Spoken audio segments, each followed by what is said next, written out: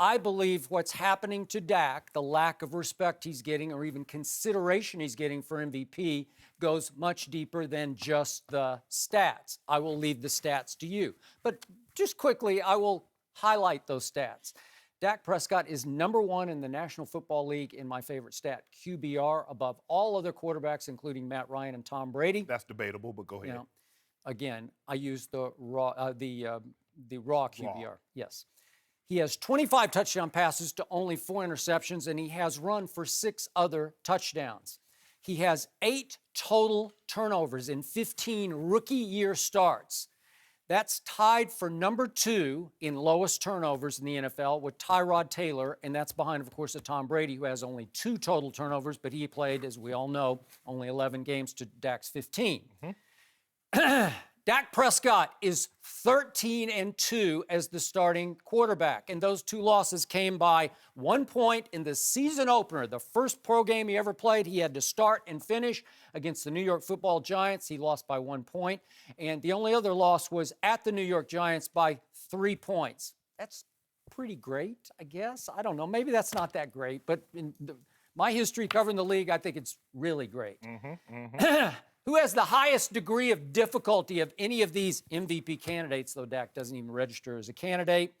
I think it is Dak Prescott because he is a rookie who has had to stand in all year for a 4-time Pro Bowl quarterback, a guy named Tony Romo, who has been healthy for the last 6 starts, and meanwhile, he is obviously a favorite of the owner who has continued to drop hints that he would like to get Tony Romo back in the saddle. And Dak Prescott in big stage, solo stage games, all the way from Thanksgiving through this past Monday night, 5 straight national TV games.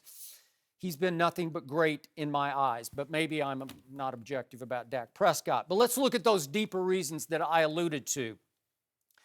I believe that, number one, he's being overshadowed by his rookie co-star, this guy named Ezekiel Elliott, who clearly has the signature touchdown move, that the celebration or first down celebration that Dak Prescott does not have.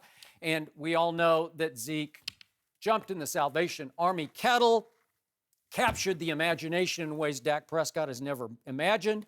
And Zeke was the 4th overall pick in the draft with the big college rep coming in, while Dak Prescott fell to the 4th round in the draft without that big a college reputation.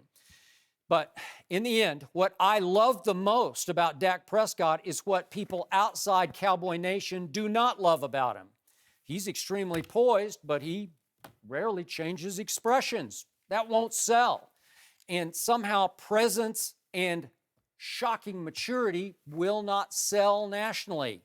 And somehow even keel just doesn't sell in today's media world, social media world. Saying and doing all the right things, it just doesn't sell.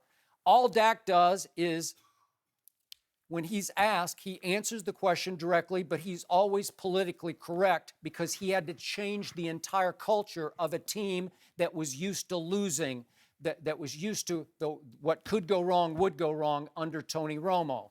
And this kid, out of nowhere, 4th round Mississippi State, has turned the Cowboys from losers into winners against all odds. And, you know, he alone did that, huh? Yeah, he did it because they were 1-11 last year without Tony Romo, same offensive line and a 1,000-yard rusher behind him. Darren McFadden's pretty good. He's not Ezekiel, but he's pretty good. And now he's 13-2 without Tony Romo, 1-11 to 13-2. That should close the case, but nope. Dak Prescott does not have Cam Newton's charisma or his touchdown celebrations or his sort of controversial edge that Cam can occasionally has, or even Cam's attire. Dak doesn't, he wears bow ties that doesn't seem to capture the fancy. He does not have Aaron Rodgers' touchdown celebration, his championship belt. Or ability, or Super Bowls, or MVP. He doesn't have Aaron Rodgers' national TV commercials, relentless commercials for, I'm going to hit this fly with a golf club commercial.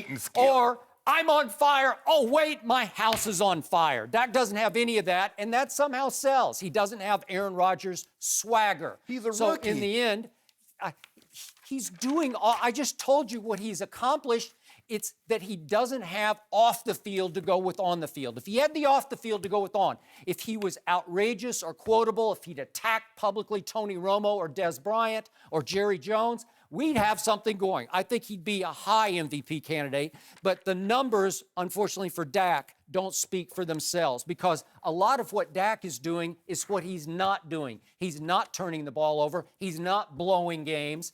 He's not doing this. He's not saying that. All he's doing is he's winning the MVP, but nobody seems to notice.